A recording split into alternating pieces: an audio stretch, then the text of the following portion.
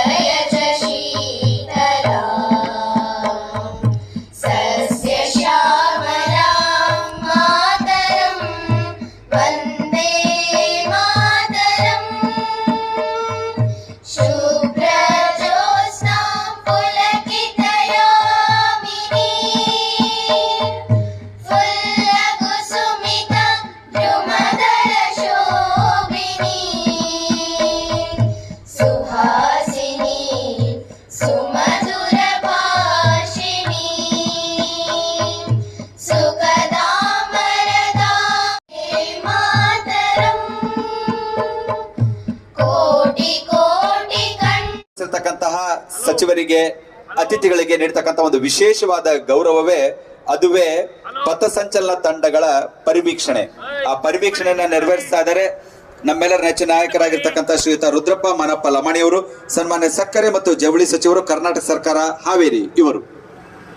ತಯಾರಿರಬೇಕಾಗಿದ್ದು ನವ ಚೈತನ್ಯ ತಯಾರಿರಬೇಕು. ಮೊದಲಿಗೆ ಎರಡನೇದು ಹುಕ್ಕೇರಿ ಮಠ ಶ್ರೀ ಯಲ್ಲಪ್ಪ ಹಿರಗಣ್ಣನವರು ತಮ್ಮ ಪ್ಲಟೂನ್ ಪರವಾಗಿ ಗೌರವ ಸಲ್ಲಿಸಿದ್ರೆ, ವಿದ್ಯಾರ್ಥಿಗಳ ಮೊದಲ ತಂಡ GH ಕಾಲೇಜಿನ NCCಯ senior under officer Kumar Mahaboob Ali Bellalli ಅವರು ತಮ್ಮ ಪ್ಲಟೂನ್ ಪರವಾಗಿ, ದೊಡ್ಡಮನಿ PSI ಹಾವೇರಿ ಶಹರ ಪೊಲೀಸ್ ಠಾಣೆ ಅವರು ತಮ್ಮ ಪ್ಲಟೂನ್ ಪರವಾಗಿ ಗೌರವ ಸಲ್ಲಿಸಿದ್ದಾರೆ.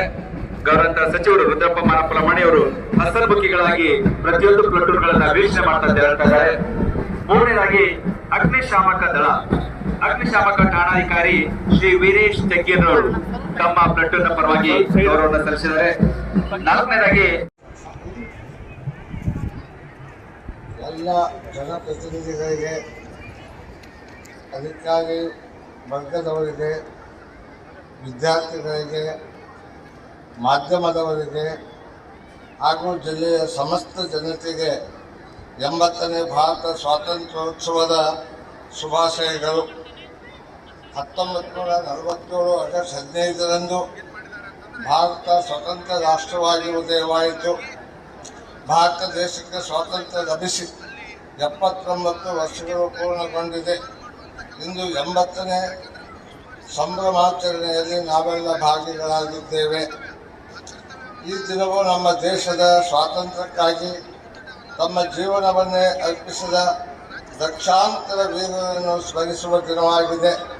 ಇಂದು ನಾವು ಅನುಭವಿಸುತ್ತಿರುವ ಸ್ವಾತಂತ್ರ್ಯವು ಯಾರಿಂದಲೂ ಉಡುಗೊರೆಯಾಗಿ ದೊರೆತಿದ್ದಲ್ಲ. ಅದು 2 ಶತಮಾನಗಳ ಕಾಲ ಅಸಂಖ್ಯಾತ ಭಾರತೀಯರು ನಡೆಸಿದ ನಿರಂತರ ಹೋರಾಟಗಾರರ ತ್ಯಾಗ, ಧೈರ್ಯ ಮತ್ತು ಅಚಲ ಸಂಕಲ್ಪದ ಫಲವಾಗಿದೆ. ಭಾರತದ ಸ್ವಾತಂತ್ರ್ಯ ಹೋರಾಟ ನಮ್ಮ ಹಿರಿಯರ ತ್ಯಾಗ ಬಲಿದಾನಗಳ ವೀರಗಾಥೆ. ಅಧಿನಾಯಕ ಜಯ ಹೇ ಭಾರತ ಭಾಗ್ಯ ವಿಧಾತ, ಪಂಜಾಬ ಸಿಂಧು ಗುಜರಾಟ ಮರಾಠ ದ್ರಾವಿಡ ಉತ್ಕಲ ಬಂಗ ವಿಂಧ್ಯ ಹಿಮಾಚಲ ಯಮ रङ्गा तव शुभ